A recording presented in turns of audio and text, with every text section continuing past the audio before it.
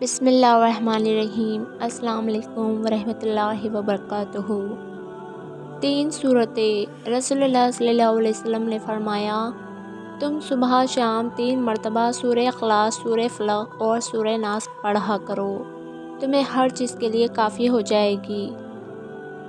وضو کب ٹوٹتا ہے؟ انہوں نے رسول کریم صلی اللہ علیہ وسلم سے شکایت کی کہ ایک شخص ہے جسے یہ خیال ہوتا ہے کہ نماز میں کوئی چیز یعنی ہوا نکلتی معلوم ہوئی ہے۔ آپ صلی اللہ علیہ وسلم نے فرمایا کہ نماز سے نہ پھیرے یا نہ مڑے جب تک آواز نہ سنے یا بو نہ پائے۔ آزمائش۔ اللہ تمہیں تمہاری دعاؤں کے ذریعے ہی آزماتا ہے۔ وہ تاخیر اس لیے کرتا ہے کہ تاکہ تمہارا یقین دیکھ سکے۔ استغفار کی توفیق تمہارے کامیاب ہونے کی پہلی نشانی ہے۔ استغفر اللہ ربی من کل ذنب واتوب الیہ۔ یا اللہ ہماری تمام خطاؤں کو معاف فرما دے۔ سورہ مریم۔ جب تمہارا نفس اور شیطان تمہیں وسوسے دلوائے کہ تمہاری دعاؤں کا کوئی فائدہ نہیں ہونے والا، تو خود سے ہی کہو جو حضرت ابراہیم علیہ السلام نے کہا تھا کہ میں صرف اپنے پروردگار کو پکارتا ہوں، مجھے یقین ہے کہ میں نے اپنے پروردگار سے مانگ کر کبھی محروم نہ رہوں گا۔ اگر یہ وقت آزمائش کا ہے تو اگلا وقت معجزوں کا ہوگا۔ راستے بنانا اللہ کا کام ہے، تم بس دعائیں کرتے رہو اور اللہ پر یقین رکھو کہ اللہ تمہاری سب دعائیں قبول کرے گا۔ لوگ کہتے ہیں ہوتا وہی ہے جو نصیب میں لکھا ہو۔ اللہ پاک قرآن میں کہتے ہیں، تم مجھے پکار کر تو دیکھو، میں نصیب بدلنے میں قادر ہوں۔ تم صبر کرو تب تک جب تک اللہ تمہیں نواز نہ دے، کیونکہ اللہ سے لگائی ہوئی امیدیں کبھی رائگاں نہیں جاتی۔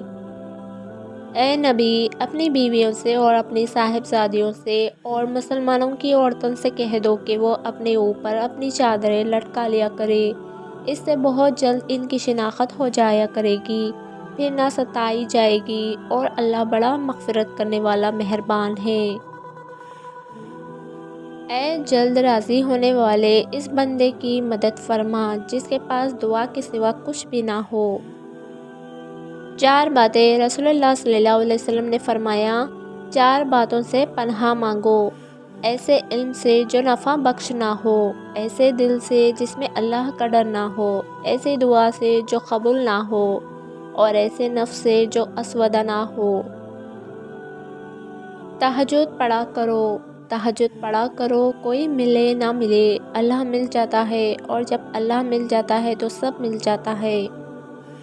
اللہ کو بہت پسند ہے جب تم دنیا سے نہیں اس سے مانگتے ہو، جب تم اپنی بے بسی کا رونا کائنات کے سامنے نہیں اس کے سامنے روتے ہو، جب تم سب ختم ہو جانے کے بعد بھی اس یقین کے ساتھ دعا کرتے ہو کہ اس کے سوا کوئی تمہیں کچھ نہیں دے سکتا۔ اللہ سے التجا۔ اداسی تو تمہارا امتحان ہوتی ہے کہ تم کب تک انتظار کرتے ہو، پھر تمہیں وہ سب واپس دے دیا جاتا ہے جس کے بارے میں اللہ سے التجا کیا کرتے تھے۔ لوگ سمجھتے ہیں بادشاہ کامیاب ہو گئے، دولت والے کامیاب ہو گئے، اعلیٰ عہدے والے کامیاب ہو گئے، جبکہ قرآن کہتا ہے قد افلح المؤمنین، کامیاب ہو گئے ایمان والے۔ حضرت علی رضی اللہ عنہ نے فرمایا، مشکل وقت میں ہمیشہ دعا مانگا کرو، کیونکہ جہاں انسان کا حوصلہ ختم ہوتا ہے وہاں سے اللہ کی رحمت شروع ہوتی ہے۔ اللہ دیر انہی کے لیے کرتا ہے جن کا مانگنا اسے پسند آ جائے۔ حضرت علی رضی اللہ عنہ نے فرمایا، عورت کا جہاد شوہر کے ساتھ اچھی زندگی بسر کرنا ہے۔ حضرت علی رضی اللہ عنہ نے فرمایا، خوبصورت چہرہ بھی بوڑھا ہو جاتا ہے، پرکشش جسم بھی ایک دن ڈھل جاتا ہے، لیکن ایک اچھا انسان ہمیشہ اچھا انسان رہتا ہے۔ وارث میں بہن کا حصہ بہن کے والد کے وارث سے محروم رکھنا، بہن کے حق پر اپنے بچوں کی پرورش کرنا، جہنم میں اپنے لیے ٹھکانہ تیار کرنا ہے۔ دعا، صبر، یقین۔ سب سے پہلے دعا، دعا کے بعد صبر، صبر کے بعد یقین، پھر آپ کا سفر بہترین۔ جو لوگ اللہ پر توکل کرتے ہیں اور تقوی کی راہ اختیار کرتے ہیں، اللہ پاک خود ان کے لیے راستہ بنا دیتے ہیں اور ایسے اسباب پیدا فرماتے ہیں جو بندوں کی وہم و گمان میں بھی نہیں ہوتے۔ بے شک اللہ رب العالمین مسبب اسباب اور بے حد مہربان ہے۔ اللہ تعالیٰ فرماتا ہے، تو کرتا وہ ہے جو تو چاہتا ہے، پر ہوتا وہ ہے جو میں چاہتا ہوں، تو وہ کر جو میں چاہتا ہوں، پھر ہوگا وہ جو تو چاہتا ہے۔ حضرت علی رضی اللہ عنہ نے فرمایا، جو تمہیں خوشی میں یاد آئے سمجھو تم اس سے محبت کرتے ہو، اور جو تمہیں غم میں یاد آئے تو سمجھو وہ تم سے محبت کرتا ہے۔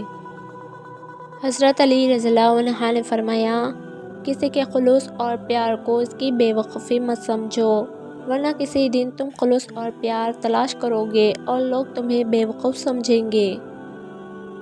محبت کا سبق بارش سے سیکھو، جو پھولوں کے ساتھ ساتھ کانٹوں پر بھی برستی ہے۔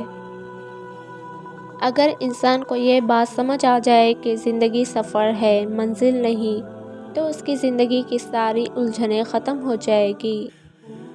حضرت علی رضی اللہ عنہ نے فرمایا، آج اگر زندگی مشکل ہے تو کل کی آسانی کا وعدہ بھی اللہ نے کیا ہے۔ اللہ سے مانگو، خوب مانگو، اللہ تمہیں امید سے بڑھ کر دے گا۔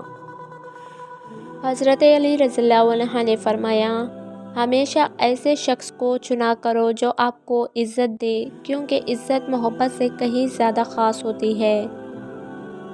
حضرت خدیجہ رضی اللہ عنہا پہلی عورت تھی جنہوں نے نکاح کا پیغام نبی کو بھیجا۔ یوں اللہ پاک نے ان کے ذریعے لڑکی کو خود اپنا خانون پسند کرنے کی آزادی دی۔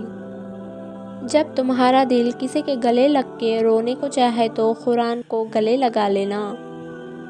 اللہ کے عشق میں ایک مقام وہ بھی آتا ہے کہ دعا تو دور کی بات ہے، انسان صرف سوچتا ہے اور اللہ عطا کر دیتا ہے۔